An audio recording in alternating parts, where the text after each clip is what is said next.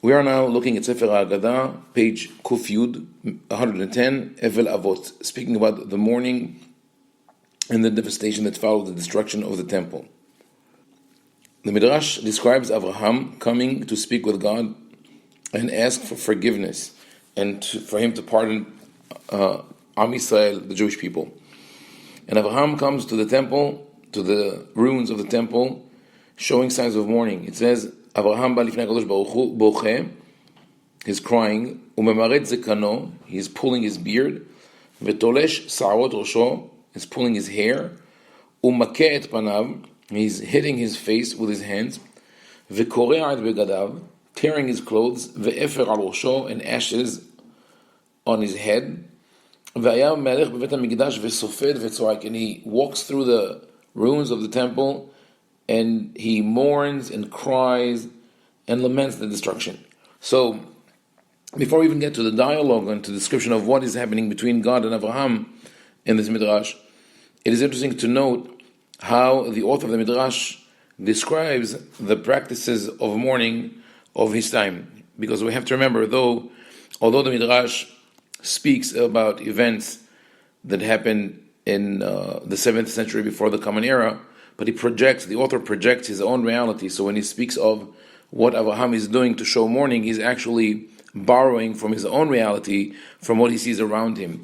So this is interesting because in the Torah, we don't have a clear delineation and description of mourning practices, except for the prohibitions against following pagan practices.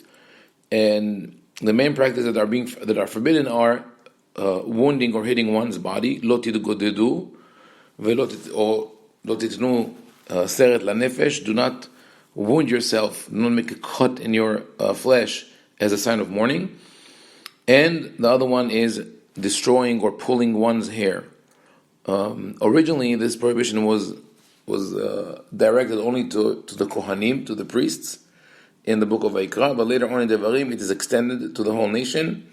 Banim atem l'Adonai Elohechem lo titgodedu v'lo tasimu kol har b'neinechem lemet. You are the children of God, and therefore you should not wound yourself as a sign of mourning. So the question, of course, is why of all mourning practices of the ancient Near East that were quite similar between Jews and Israelites and non-Israelites, why did the Torah single out those two and forbade them? So the answer to that is that of all the mourning practices, those are the only two which are irreversible. Once a person causes damage to his body, cutting himself, wounding himself, as it's still practiced in many societies today and among the Shiite Muslims during their fast day, the Ashura, when a person does that, a scar will always remain. The same thing with pulling hair. This is the literal meaning of the prohibition in the Torah, lo tashhitu pe'at zekanchem. Traditionally, following oral tradition, of course, we accepted that the meaning of the text is that one should not shave his beard with a razor. But the context and the literal meaning of the text suggests that the prohibition is against pulling one hair violently as a sign of mourning, because when that is done, bald patches are left on in the beard and in one's hair. And that again, this, just like the scar, is irreversible. This is something that will remain there forever. Now the Torah constantly emphasizes the idea of being Torah of life and not Torah of death. And specifically in order to alienate itself and detach itself from Egyptian paganism, which revolved around the world of the dead, the Torah forbade the Kohanim, the priests, from getting near dead people. That was done deliberately to make that statement that the Kohanim are the representative of the Torah of life and not of a religion of death. The only time where the Kohanim were allowed to become impure is if one of their relatives passed away, and the high priest would not even be allowed to be involved in those practices because he has a special status. But both the regular Kohanim and the high priest had another exception, which is called met mitzvah, and that is if a body was found and there was no one to bury that person, and let's say a Kohen who's traveling found that body, he cannot delay and say, let me go get someone to bury that person, but he must do it right away. So the Torah does not create a sweeping prohibition against Kohanim touching the dead, but rather it's a social concept. If there is a need, they are allowed to do it, such as there's no one to bury the person, or for a regular Kohen, it's one of his relatives. But in general, people are not supposed to go to the priests to get help in the practices of death, or to ensure that their loved ones will be in the right place in the world to come. Unfortunately, today this has changed, and in Judaism, Ha-Aggadah or the rabbis or other people control the system. Depends on the person, but sometimes we see a situation where the Ha-Aggadah would say we cannot bury that person, or we will not put him in that cemetery, the other cemetery. And there are many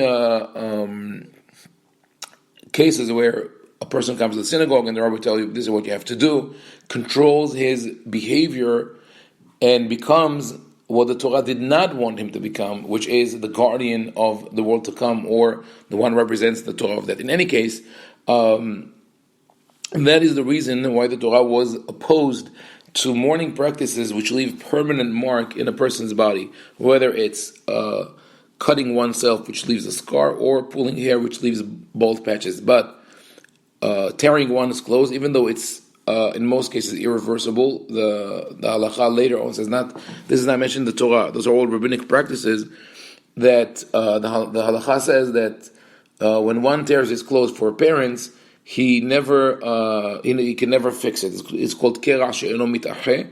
One does not stitch back that tear, and as a result, of course, does not wear that cloth. That is to symbolize that the tear for parents would never heal. But when one does keri'ah, when he tears his clothes for other people, he could mend that garment and wear it again. Of course, we would not do it today because we live in a different society where everything is so ubiquitous and easily accessible.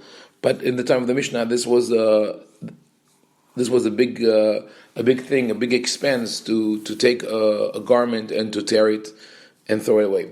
So the interesting thing when we go back to the Midrash is that the Midrash describes Avraham Avinu as someone who performs the forbidden actions according to the Torah.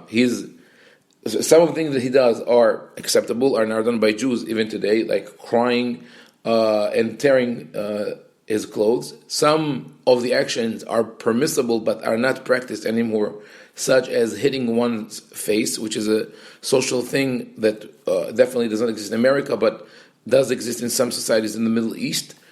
And putting ashes on his head. This was something that was practiced at the time of the Mishnah, but not today. It has a remnant. It was preserved among Catholics in Ash Wednesday. That's where they put ash on their forehead as a symbol for the destruction of for us it was the destruction of the temple. For them, it's a concept from the New Testament. And then there are two practices that are forbidden by biblical law. Memaret zekano v'tolesh sa'arot rosho. He's pulling his beard and pulling his hair out. Those two are forbidden by biblical law. And what the Midrash tells us indirectly is that in the time of the Mishnah, people in Israel still did it. So we see here the rift between the description of what is ideal, what is the Torah wants from people, and what people actually did. In any case, Avraham comes and talks to God and says, "Ma nishtaneti mikol uma velashon." Why did you do this to me? Why did you do it to my children? The angels join Avraham, and they also stand in lines as the way people used to stand after the funeral to comfort the mourners. And at that time, God speaks to the angels and says, what is the matter with you? Why are you standing here to comfort Avraham? And they say, Ribono shel olam, mipnei Avraham avcha sheba lebetcha v'safadu b'cha mipnei ma lo ishgachta alav.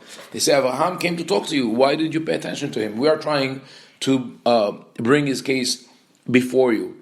And it's interesting concept of the Midrash, showing that we, as if it were, there is a sort of an alienation between God and the people, and we need mediators who are the angels. The idea of the angels as mediators is really an idea that has evolved in rabbinic literature. Now, God answers this. אמר להם, מיום שנפטר אוהבים לפניי לבית עולמו, לא בא לביתי, ועכשיו מה לידידי בביתי. So, God says, Abraham never came to visit me. He passed away, never came to visit me. So now I would say, Mali didi beviti. What is my friend doing in my house? This is a sarcastic remark. Like, you're not my friend anymore. You never come to visit. This has become a maxim in Israel among people who speak fine Hebrew. If someone calls after a long time or comes to visit after a long time, he was absent, he would be told, Mali didi beviti. Like, what are you looking for? Why do you want to talk to me? And here God says it about Avraham. Mali didi beviti. What is it Avraham wants from me? And we really have to understand that statement. What does it mean that God complains that Avraham never comes to visit?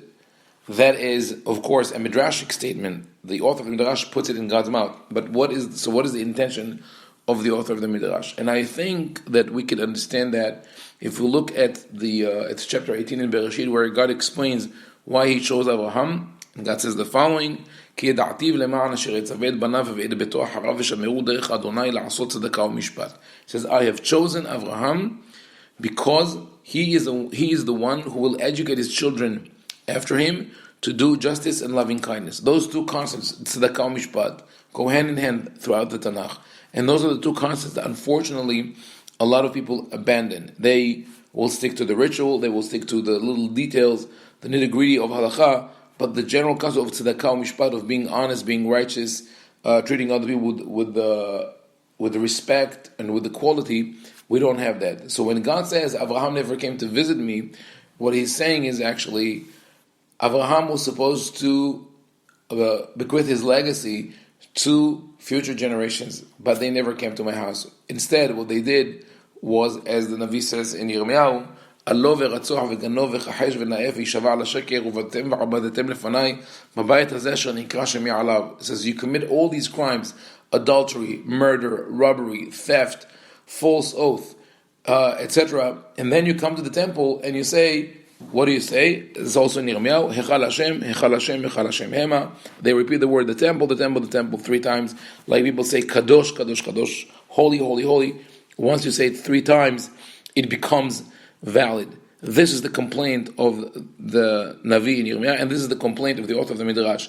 Avraham, the true essence of Avraham, never came to visit the temple because people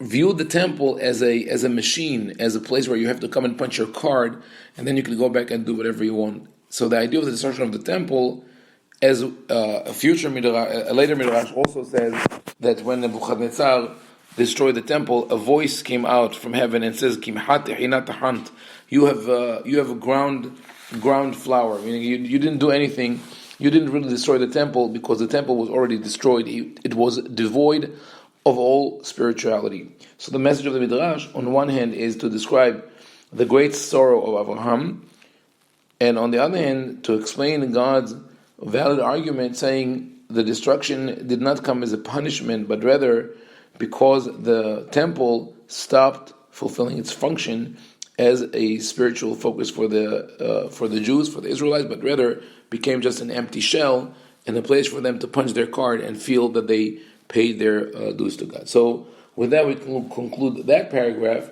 We'll continue with the sort of a court where Avraham and later on Yitzhak, Yaakov, and Moshe basically put God on trial, and they called for witnesses. The first paragraph is Avraham says to God, why did you do this to my children? You let them go in exile. You handed them into the hands of the nations, who killed them in all kind of torturous deaths, and you destroy the temple. So God says, your children have transgressed the Torah and all 20 with all these 22 letters, meaning that's complete transgression. And then Avraham tells him, I said, I want witnesses. So this is in a sense the author of the Midrash puts God on trial. And Avraham is calling witnesses to see if God has a case against the Jewish people. And all the letters come, and of course this is symbolic. Each letter that comes, Avraham convinces it that it cannot talk, it cannot press cases against Am Yisrael. And once Avraham made his case, showing that the Israelites, as if it were, did not sin, or at least did not make such a transgression that would justify such a punishment, then Avraham, Yitzchak, and Yaakov start talking with God, and that we'll do in the next session. Bezat Hashem.